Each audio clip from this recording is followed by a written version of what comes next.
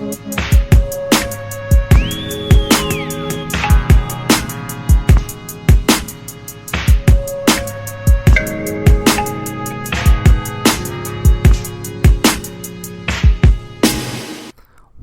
to Spoiler Appetite. I'm Tristan, and boy, do I need this podcast right now. I really need to do this right now because I just finished rewatching 2016's Suicide Squad.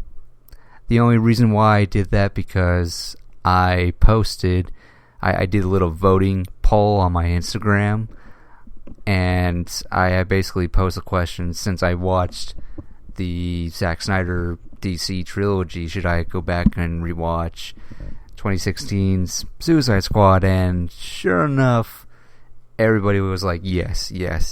So, yeah, so I just did that. And there's probably I guess this is why I haven't went back to go see that movie in 5 years. Now I think I know why, because man, that movie, it's not good, nor is it bad. I mean, there's a lot of things not to like about it, but I mean, when it first came out, I mean, you go back, I really liked it. I really liked the movie a lot, and I know there was problems with it, but I always enjoyed it. I really did, even though I haven't seen it in 5 years, but yeah, after 5 years, it's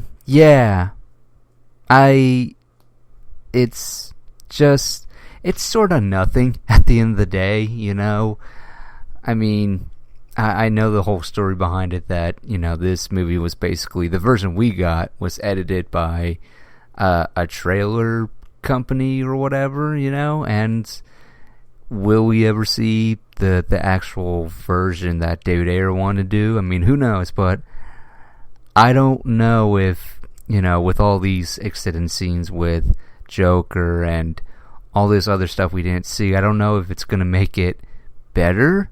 Because, I mean, much like, you look at Batman v Superman, the Ultimate Edition, where, it doesn't get rid of the problems you have with Batman v Superman, but it adds more context to it, and so, it doesn't make it better or anything. It's just, it just gives more details to what's going on in that movie. So I don't know if that'll... I doubt seeing David Ayer's version is going to make me feel anything different. I mean, because it's not like somebody came in and reshot the whole thing, or however much was reshot for Joss Whedon's Justice League or whatever. So I don't know if I could bear to see another, at least David Ayer's true vision of it. I mean, I would check it out because, I mean, hey, I gave Zack Snyder's Justice League a chance, so I'd watch it. But man, I don't know what you could do to make this just sort of nothing, to make it, better or whatever, instead of just sort of nothing. So, I mean, it's sort of nothing. I mean, man, I'll tell you what, when it first started, yeah, I was kind of done with the song after song after song, the popular songs after another, and it's just like, yeah, there's that. And then, I still kind of want to know, how does, nominating for costume designing go? Because I don't, in the beginning when I heard they won costume design, I was like, oh, cool, awesome, right on. But now going back and rewatching it, I'm like, what was the competition that year? Because I don't know. These designs are cool and all, but why is there so many tattoos? Like, okay, cool, tattoos. And yeah, still, even after 5 years, and it still annoys the hell out of me, I will never understand why isn't Deadshot's mask a helmet? Because it's like, you're a mercenary, you're a hitman for hire, and you don't think somebody might try to put a hit on you? I mean, the least you could do is cover your head too, you know? I know you got body armor and all, but like, what about your head, man? So I still find that pretty weird. But yeah, but also this time around, the team ensemble, that whole chemistry between the characters, I didn't buy it this time around. The movie just went, and you know, it's like, not even the dialogue keeps you interested, you know? Not like, because it's like we're going from one place to another place, and you know, if you're gonna do that, you gotta have some sort of interesting dialogue along the way, and you know, it's just like, okay, there's nothing really going on over here, you know? But what is there to like about this movie, if anything? I mean, everybody's good in it. I mean, to me, to this day, I feel like the casting director, I gotta give her props for getting Viola Davis as Amanda Waller, because man, she's great as Amanda Waller, and it's one of the many reasons why I'm excited for the next Suicide Squad. So I can't wait to see her as Amanda Waller, because I'm like, oh my god, she fucking kills it with playing Amanda Waller, especially this iteration and everything. Just like, oh, I'm so, yep, she still fucking kicks ass. She's still a shitty human being too. Like, that's Amanda Waller. So, but yeah, watching 2016's Suicide Squad, it's kind of a pain. I mean, it's, you know, looking back on the marketing for this movie, they made it seem like it was fun. It was going to be a fun time, very colorful. Well, not colorful, but at least like a fun time. And you know, there's not that much fun in this movie. I mean, it's kind of weird. And it's like, what exactly were they going for? I mean, it's kind of fun, I guess, you know, with all the colors and the designs for the characters and all. But the other thing too, I just don't really care for anybody.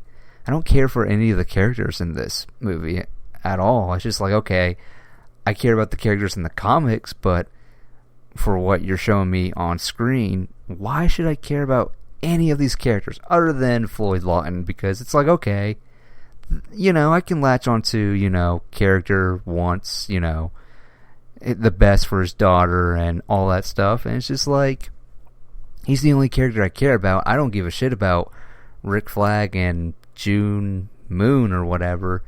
I don't give a shit about that. And I am kind of curious to see, I imagine in the new Suicide Squad movie, Rick Flag is probably going to be like, yeah, me and June Moon are basically taking a break, or they broke up or whatever. Because, it was a mistake going back to rewatching this, but now I know why I haven't after 5 years. It's just like, it's just sort of nothing. It's very forgettable. I mean, you know, a bad movie really sticks with you, you know, and I just feel like with 2016's Suicide Squad, it's not bad. It's just sort of nothing, and it's just very forgettable, and you know, but it's not good either. I'll tell you that much.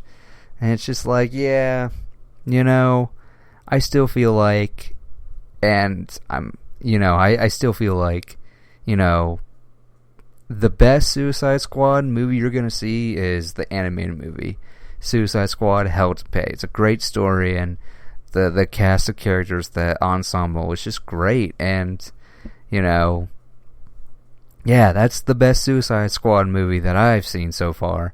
I mean, I don't know if James Gunn's The Suicide Squad will top it for me, but I mean, hey, I'm still excited for that movie. But yeah, that's what I've been watching. That's the last thing I watched. I finished Doctor Who, and yeah, man, I'm not even sure if I want to watch the next season, honestly. I'm just like, because I wasn't expecting it to like bug me, but this whole timeless child thing in Doctor Who, I was just like, I heard about it, but I was like, okay, you know what? I don't know anything about that. And you know, when I watch YouTube videos, I'm like, okay, I gotta see it in context. And seeing it in context, I'm like, they really made the Doctor the be-all and whatnot.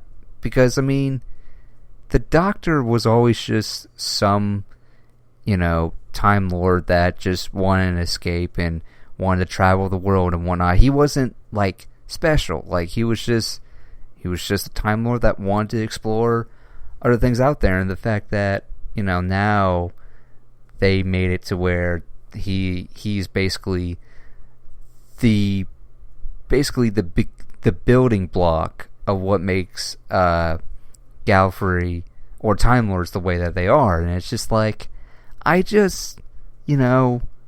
talking about aliens here.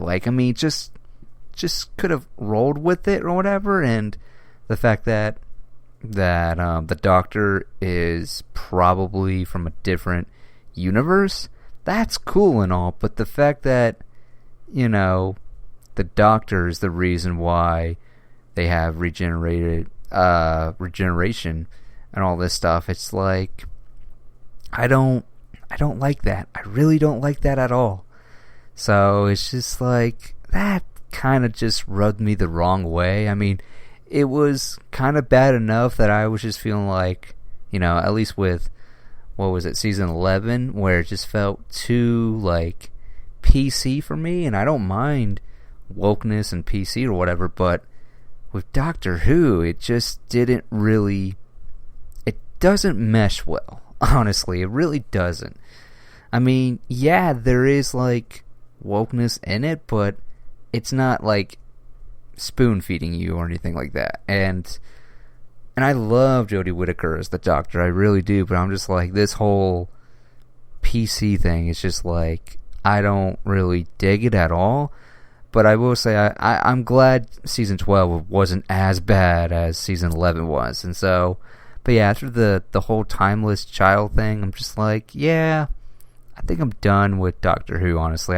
I don't feel the need to go back. And who knows how long Doctor Who will go on, honestly, because now that the Doctor can regenerate as many times as he wants, because there's no limit to him now, and it's just so they retcon, that moment where he was in Transvolore or whatever the hell, where he was supposed to die, and then the Time Lords gave him more regeneration lives and whatnot. Just okay, so there's no limit now for the Doctor. He's got they have unlimited regeneration lives, and it's kind of not cool. I mean, at least he's not immortal, but still, just the idea that it was always intriguing when the Doctor had these many times he could regenerate or whatever, that was cool. But now that that's not the case anymore, it's I don't know what's the point anymore. I don't know what's the point of going on with this show anymore. So yeah, there's that. I've also finished Spawn, the animated series, which is pretty interesting, pretty graphic. Definitely not what you expect if all your knowledge of Spawn is through that first movie or whatever. And yeah, man, check out the animated series, because man, there's a lot to love about that show, honestly. So, but yeah, that's sort of what I've just been up to lately, just watching shows and still binging as much as I can, because I want to, make a set of lists for whatever on my Netflix or HBO or Amazon. I just want to watch everything that I can and then start over and make a new list and whatnot. Even though I still want to try and, read some comics on my DC Universe Infinite app or whatever. So there's that. But in any event, let's talk about the things I want to talk about today. So first things first, we got a new look at Shazam! Fury of the Gods. Specifically, the updated suits for not just Shazam, but Shazam and the Shazam family. Now, for me, I dug I know I dug the first suit in the movie. Because I just like... And yeah, he looked like a marshmallow, that's for sure. But these new designs, I dig it. I mean, there's a lot of details on the suits. I really dig it a lot. And it's very... He's not looking as much of a pillow or whatever this time around. I mean, he still looks fit. And everybody else looks amazing. And, I really can't wait. We also saw Helen Mirren as... I can't even remember the character she's playing, but she looks great. And, I'm excited to see what this movie's going to be about. And, yeah, I'm excited. So, Shazam, Fury of the Gods, Bring It On. That's coming in 2023, which I think it'll be okay.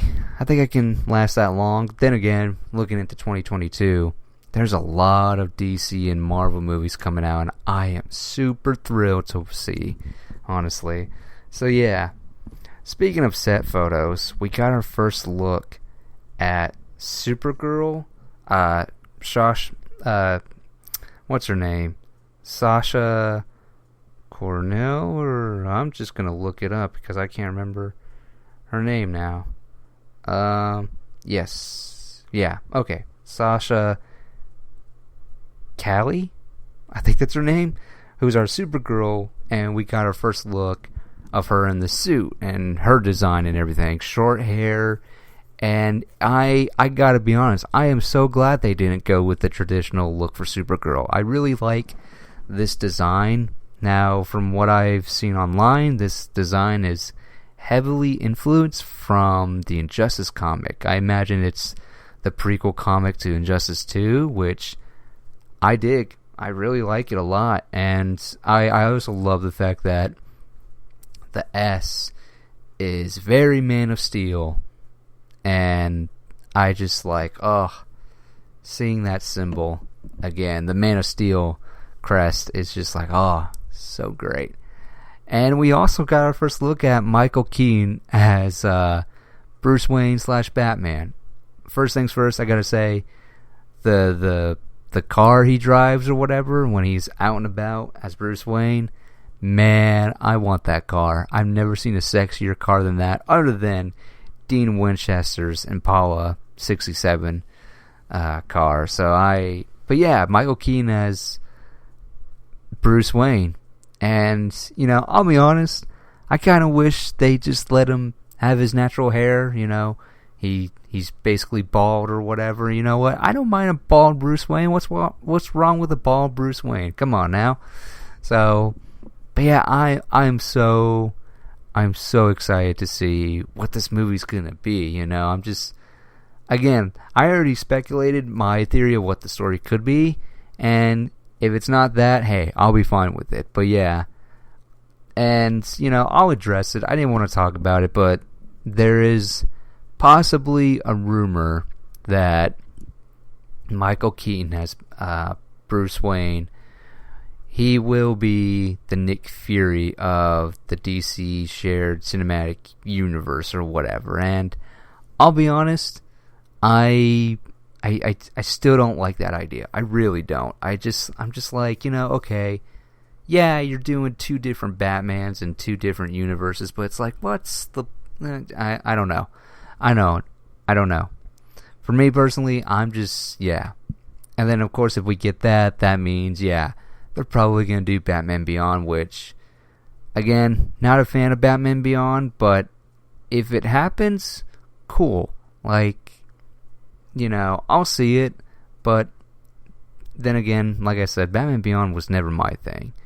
So, there's that. So, but yeah, The Flash, I am so excited to see what this movie turns out to be, honestly. It's been so long. This movie should have been out 3 years ago, I believe. I think that was when it was originally supposed to be in there. So, but yeah, The Flash. I'm excited to see it. So, moving on to a fuck ton of trailers. So, the first trailer I want to talk about is Snake Eyes, starring Henry Golding as Snake Eyes. It's the origin story of Snake Eyes. Now, I'm not big on G.I. Joe. I watched those first 2 live-action movies. My dad, on the other hand, he very much is a G.I. Joe nut. So I basically get my information about G.I. Joe from him.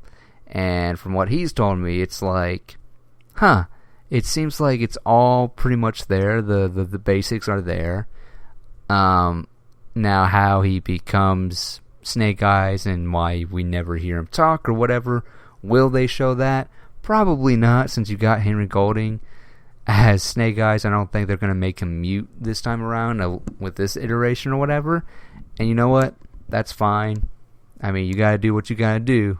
You got to sell tickets. You got to make your money somehow. And yeah, I'm really digging the whole, like, it seems with, I believe the character we see with the Snake Eyes character is Storm Shadow, which in G.I. Joe, that's his main nemesis or whatever. And so I like the fact that it seems like they're gonna have them be buddies, and then something horribly wrong goes. Yeah, something horribly wrong.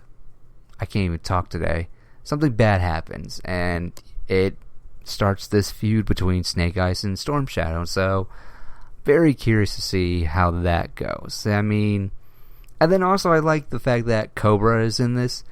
I mean, seems like Cobra is the main villain in some aspect, you know, and it's gonna be it's interesting. I mean, it seems like they are going to build this G.I. Joe universe, and I hope it's good. I mean, and also I gotta admit, the fighting in this movie looks good. It really looks good. I mean, I hope it's, you know, martial arts and not too goofy with it. I mean, clearly in the trailers there's some really gotta disband your disbelief for a minute. But yeah, I'm excited for Snake Eyes. I'm looking forward to it. We only got a month left, maybe less than a month. I believe it's July 23rd or something like that. But yeah, I'm looking forward to that. Moving on, we got Annette trailer. Now, this is an Amazon movie, and this stars Adam Driver and Marianne Collad. I'm terrible with names. But yeah, it's basically this couple, and Adam Driver plays a killer, and it's funny. You watch this trailer and you're just like, oh, it's another, not really a marriage story like, but it's like a romance movie or whatever. Then all of a sudden, you know, it flips and it shows that Adam Driver's character is a killer. And yeah, this trailer is something to behold, I must say. It was definitely something that I was not expecting, but it definitely has my interest now that I've seen this trailer. It's very curious. I'm very curious to see how this goes, honestly. And yeah, it's coming out in August, I believe, and yeah, I'm excited. I'm really excited to see this one, honestly. So, who knows where that's gonna go. Now, let's dive into some horror. So, Halloween Kills got a trailer. So I really loved, I believe it was how long ago was that last Halloween movie? Wasn't 2019, no. I believe it was 2018. 2018, wow. 3 years since we last saw that Halloween movie? Wow, it's been a minute. So, Halloween Kills apparently picks up right after the last movie. I'm definitely here for it. It does kind of feel like they're gonna take some elements from the original Halloween 2, where Laurie's in a hospital or whatever, and I guess Michael is making his way to the hospital and killing a bunch of people. But this time around, apparently the neighborhood is gonna go try and kill Michael Myers and whatnot. And yeah, this is gonna be fucking wild. It's amazing how many people we see get killed in this trailer. Honestly, it's just fascinating to me. And yeah, I wonder if they'll dive into the weird supernatural that is Michael Myers, because it gets supernatural. It got supernatural to the point where Michael Myers was just like part of a cult of some sort. And yeah, I don't know if they'll dive into that.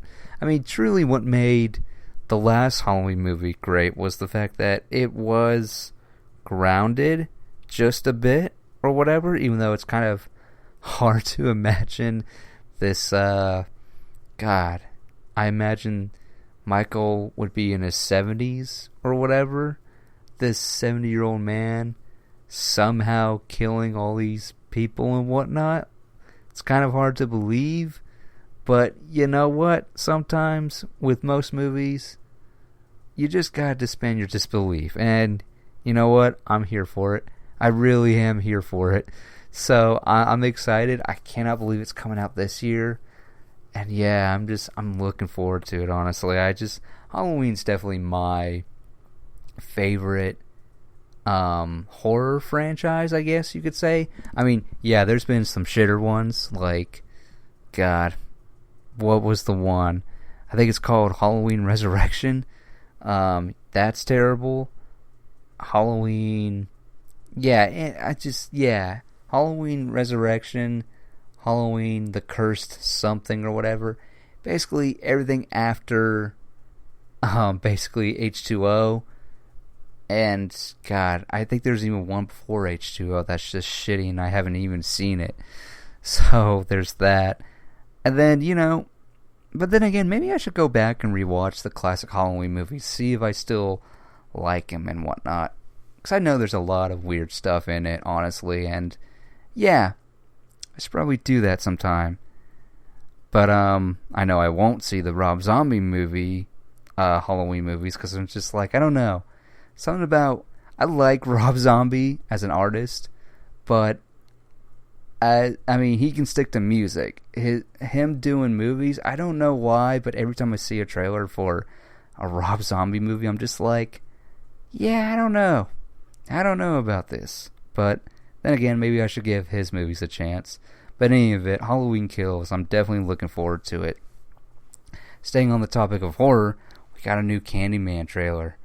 I cannot wait for this. I still believe Yaha's character is the baby who was kidnapped in the first Candyman movie, because man, they are really leaning into Yaha's character basically being the new Candyman, and it's just like, well, we did see in the very first Candyman movie where Candyman apparently was giving his blood to this baby or whatever that he kidnapped, and so I'm just like, I don't know. I'm pretty sure that's what's going on in this movie, honestly, and I cannot wait to see how this all turns out. So, but yeah, I'm just a big fan of Yaha, honestly, in general, and so I'll see that man in anything. And yeah, the movie's the trailer looks very eerie and creepy. I mean, I don't know if Tony Todd is going to be in this. They say he is, and yeah, I'm excited to see what this is all about, honestly. I really am. So there's that. I'm just speedballing through these trailers, honestly. The Harder They Fall, a Netflix movie. Now, I know I've said plenty of times that Netflix movies, they're just not great. I mean, for every one good movie, there's 1,000 other shitty movies. And so, yeah, The Harder They Fall, it's a black cast. Main cast is all black. You got Idris Elba, Regina King, you got Lakeith Stanfield, I believe that's his name, and so many other characters. And it looks like they are basically just robbing banks, killing a bunch of people or whatever. And it's a Western, and I'm for it, and I can't wait to see it. It very much gave me Django vibes, honestly, and I'm just like, I want this movie now. And no release date. All it said was coming soon, and I'm just like, I kind of want to see this now, please. Because, wow, that trailer was really good. It was really good, and I can't wait to see it, honestly. So, yeah. That's my feeling on it. Now, we got a new The Suicide Squad trailer. And I gotta be honest, I really enjoyed this one. I really did, and it just furthers my excitement for this movie. Honestly, I'm so excited to see it. We get to see more of Starro. We get to see all these crazy characters, and yeah, it looks promising. Honestly, it really looks promising. Hopefully, it sticks the landing. Honestly, because man, I'm expecting bonkersness on it. Honestly, it's just like, okay, they gotta stop Starro. I'm so excited for that. The big thing that really trended when this trailer came out was, of course, Bloodsport, played by Idris Elba, put Superman in the ICU because of a kryptonite bullet. And I'm just like, okay, sure. Yeah, it happened in the comics, but honestly, I didn't give a shit about it. I don't know why everybody was making a fuss about it. It's like, okay, yeah, you gotta suspend your disbelief just a bit, but then again, this is a comic book movie. So, I mean, honestly, what were y'all expecting? So, also, yeah, they just had to basically copy and paste, or rename Deadshot as Bloodsport, because I don't think Bloodsport has a kid and is trying to support them. And I mean, coincidence, sure, whatever. But yeah, that I don't know. It just looks like this is gonna be so much fun, and I hope it lives up to it. And yeah, seeing Starro, and I can't imagine. I can't even wait to see this on the big screen. There's no way I can see this at home. I am just stupidly excited to see this movie. I mean, it's James Gunn, and the fact that he's making a Peacemaker show is just like crazy to me, because yeah, Peacemaker of all people. Sure, why not give him a show? So yeah, I just love the fact that DC is just like, yeah, we're just gonna make whatever. Like, I like that it seems like they don't really care. They don't seem to have like a plan building up to some major event or whatever. They're just sort of just making DC property stuff or whatever. There's not really any connected tissue. Yeah, you'll see Harley Quinn and Rick Flag and Jai Courtney as Captain Boomerang or whatever. Like, yeah, you'll see those things, but it's like, I just like that they're just making whatever, There's no plan, there's no nothing. They're just making shit as they go along, and hopefully it turns out for the better. It's good. I really dig, and I know a lot of people are wanting for some sort of connected tissue through the whole movies, but I'm just like, I don't really care. Just at this point, I'm just like, yeah, cinematic universes are cool and all, but I'm like, just give me a good movie. I don't care if it's connected, great. I don't really care. As long as it's good, that's all that matters to me. So yeah, the Suicide Squad, can't wait. And it's rated R. It's pretty cool. Hopefully it's just, yeah, I will be so bummed if that movie disappoints.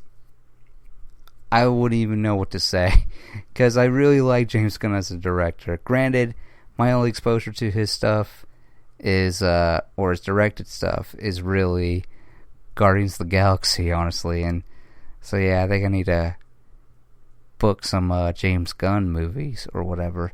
So, but yeah, I mean, yeah, I'm looking forward to that. Shang Chi got a trailer. Oh man.